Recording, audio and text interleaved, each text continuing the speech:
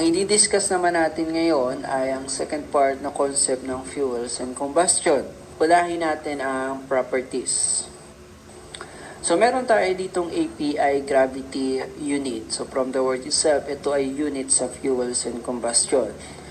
Okay, ito yung formula. API stands for American Petroleum Institute. Then, another one, meron tayong Baume gravity unit. So, ito naman yung kanyang formula. So, hindi naman na ito ay madalas gamitin, pero bigay na rin natin. Another property na meron tayo is the specific gravity. So, hindi ko na ilalagay dito yung formula kasi alam naman natin na yan. That is density over density. So, ilalagay natin dito ay yung formula sa fuels and combustion. So, we have here specific gravity at a certain temperature equals specific gravity at 15.6 degrees Celsius times the correction factor. Ang 15.6 is the standard temperature sa fuels, wherein ang correction factor natin is 1 minus 0.00072, then temperature minus 15.6 if that is in SI. Then yung isang formula naman natin kapag English ang unit. This time, meron tayong tinatawag na higher heating value or the gross calorific value. Okay, ito yung heating value na na-obtain natin kapag ang tubig in the product of combustion ay nasa liquid state. Kumbaga, liquid in form. Yun yung higher heating value. So, ito yung mga formulas natin. Meron tayong Dulong's formula or Dulong's equation. We have the ASME formula for petroleum unit. Meron tayong Bureau of Standards formula. Then, next one, meron tayong hydrocarbon. So, the carbon content, yan ang formula. Ito naman pag hydrogen content. So, pag pinagsama natin yan, dapat ang kalalabasan 100%. Then, kung meron tayong higher heating value, meron din tayong lower heating value or ang net calorific value. Ito naman yung heating value na nakukuha natin sa tubig kapag ang tubig sa product of combustion ay gas naman ang state. That is the lower heating value. So, yan yung ating formula. Okay. So, pagdating dito sa ating mga formula sa fuels and combustion, pwede naman nating i-derive yan kung talagang meron pa tayong time. Or other way is, pwede natin lagyan ng mga mnemonics yung formula na yan. So, depende naman sa may characteristic natin kung paanong mnemonics. So, pwedeng mga kwento, mga ganon, para lang matandaan yung formula. Okay, katulad na lang ganito, no? Sample natin, no? Ay, balikan na natin yung formula na to. So, dito tayo sa dulong. So, kung ito siguro yung pinakamahabang formula sa higher heating value. So, pwedeng ganito gawin natin. So, para matandaan yung formula, kailangan alam natin yung format. We have the carbon, hydrogen, oxygen, then sulfur. So, parang CHOS, 8. May 8 yung oxygen sa ilalim. So, pwedeng ganitong mnemonics. So, thirsty, 33, H2O. Parang H2O. Thirsty, H2O. And pipilit lang natin. Siyempre, para lang matandaan. And then, 1/4 na pitcher. Then, boiling point ng water. Then, come back at 9:30 for snack. So, pwede ganun. So, kung paano lang natin matandaan yung formula. So, kung ayaw nyo ganun, edi gawa tayong panibago. Ayon sa ating kagustuhan.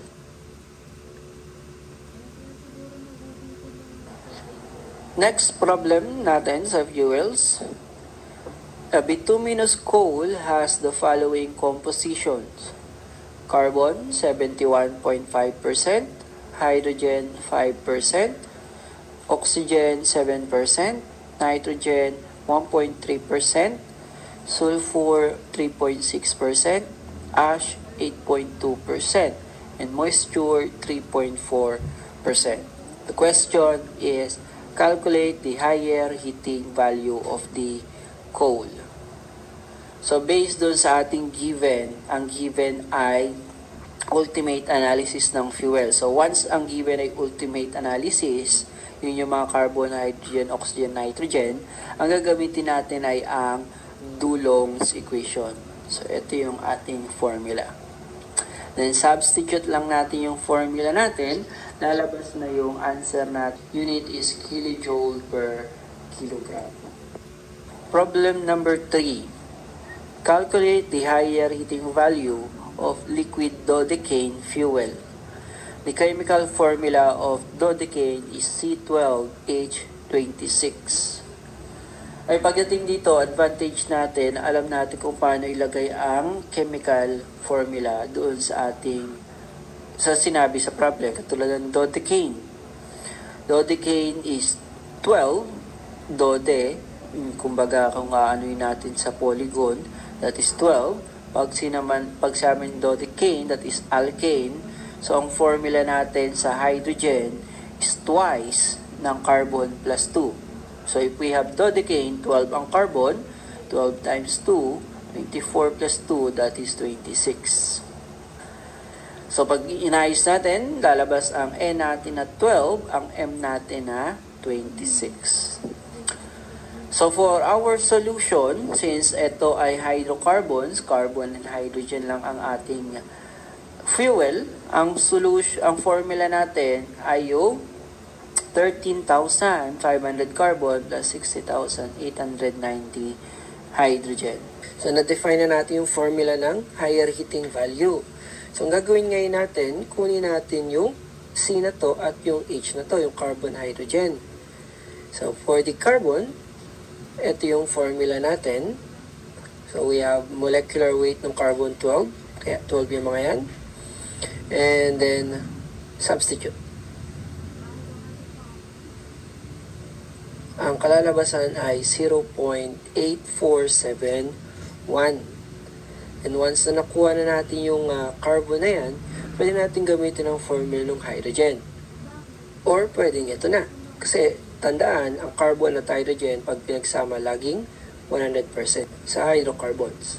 Substitute natin ang lalabas na hydrogen 0.1529. So, yun lang ang kulang sa formula dito. So, if we substitute now sa ating original formula, ang kalalabasan ngayon yan ay 20,745.93 BTU per pound. So, ito lang yung heating value na English ang unit, BTU per pound.